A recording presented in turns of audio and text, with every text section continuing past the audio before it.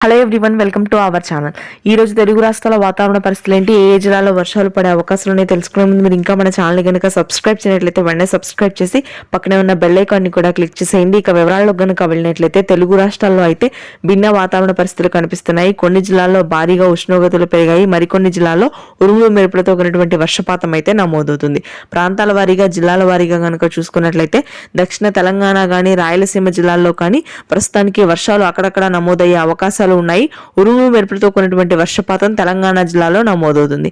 మహబూబాబాద్, కొత్తగూడెం, ఖమ్మం, భద్రాద్రి, ములుగు, జయశంకర్, భూపాల్పల్లి, మంచిర్యాల, ఆసిఫాబాద్, నిర్మల్, కామారెడ్డి ప్రాంతాల్లో ఇవాళ రేపు కూడా తేలికపాటి నుంచి మోస్తరు వర్షాలు నమోదవుతాయి.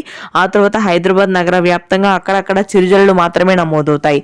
భారీ వర్షాలు నమోదయ్యే అవకాశాలు లేవు. ఉరుములు మెరుపులతో కూడినటువంటి వర్షపాతం కూడా తక్కువగా ఉంటుంది. ఉష్ణోగ్రతలు మాత్రం భారీగా పెరుగుతాయి. ఏప్రిల్ 26 వరకు కూడా అక్కడక్కడ వర్షపాతం నమోదయ్యే అవకాశం ఉన్నప్పటికీ పగటి సమయంలో ఉష్ణోగ్రతలు హైదరాబాద్ నగర వ్యాప్తంగా 42 డిగ్రీల వరకు నమోదవుతాయని వాతావరణ కేంద్రం వెల్లడించింది. రాయలసీమ జిల్లాలో అయితే అక్కడక్కడ తేలికపాటి జల్లులు నమోదవుతాయి. ఇక మధ్యాంధ్ర కానీ ఉత్తరాంధ్ర జిల్లాలో కానీ ఎటువంటి వర్షాలు నమోదయ్యే అవకాశం లేవు. పూర్తి స్థాయి పొడి వాతావరణం, అత్యధికంగా 44 డిగ్రీల ఉష్ణోగ్రతలు కొనసాగుతాయి. Thanks for watching.